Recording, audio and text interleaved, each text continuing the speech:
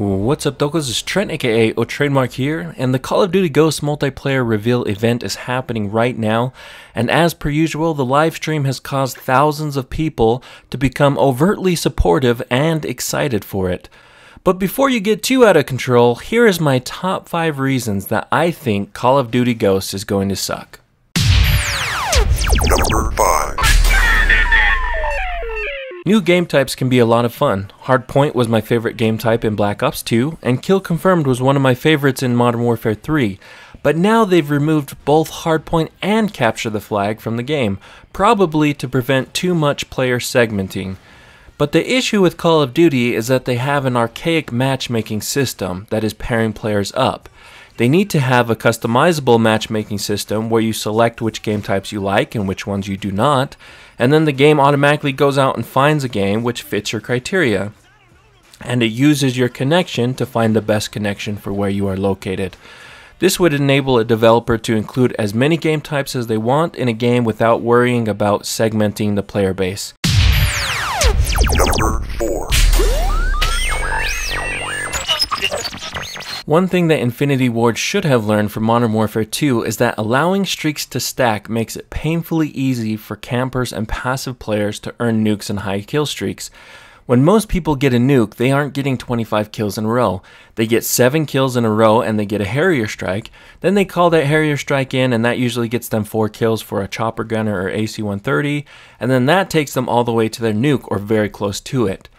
You add that streak stack in addition to that streak cycle, and you end up with Black Ops 2, where players can run VSAT Dog Swarm and cycle their streaks for the entire game.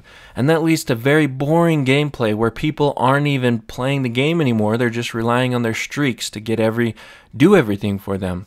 Have you ever wondered why so many people quit out of games in Black Ops 2? Perhaps it's because players don't like to respawn into a game where a bunch of drones, lodestars, warships, dogs, and players are waiting for them as soon as they spawn. Number 3. Infinity Ward knows how much the community loves commando knifing from Modern Warfare 2, so they brought it back. But this time you get a Juggernaut suit too. You thought players knifing you while running through a stream of your bullets was annoying? Wait until you see one of these Hulkamaniacs running at you. Ha ha ha. Infinity Ward also remembers how much the community loves explosives like One Man Army Danger Close and Dead Man's Hand. So they've arranged a plethora of new bullshit ways that you can die before you ever see your opponent. You see, the key to putting something in an Infinity Ward game is to make it as easy as possible for bad players to get a kill with it. Number 2. Usually the announcement that the game will include dozens of new weapons, perks, and kill streaks would be a good thing. The issue is that we're talking about Infinity Ward here. This is the same company that brought us Akimbo 1887s and FNG 9s. The same company that brought us One Man Army Danger Close Noob Tubes. The same company who brought us Marathon Lightweight Commando Knife Lunging. The same company that brought us death streaks like Painkiller and Dead Man's Hand. This developer is famous for overlooking extremely overpowered bullshit in this game, and they have a history of never fixing it once it has been included into the game. Put simply, the more stuff that gets put into this game, the more likely that the game's going to be unbalanced. Number 1. No mention of dedicated servers means that we can be about 99% sure that Ghosts won't have dedicated servers for consoles.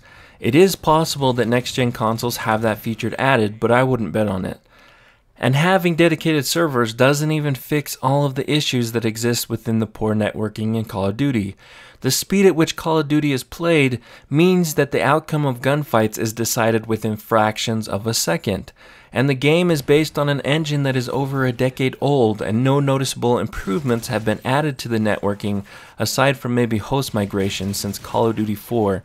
In fact, a lot of players would argue that the networking within Call of Duty has actually gotten worse over the years. So, with the removal of theater mode in Call of Duty Ghosts, people are saying that hit detection and lag is going to get better in this game. Mark my words, without fundamental changes to the way the game handles the networking traffic, people will complain just as much, if not more, about the connection in Call of Duty Ghosts. But that being said, I hope that I'm wrong about this. I hope that I'm wrong about everything. I hope that Call of Duty Ghosts is balanced. I hope that it has better networking code. I hope that it has better matchmaking. And most of all, I just hope that Call of Duty Ghosts is a fun game to play. And with all of the negativity that's surrounding this video, at least I can take comfort in one thing.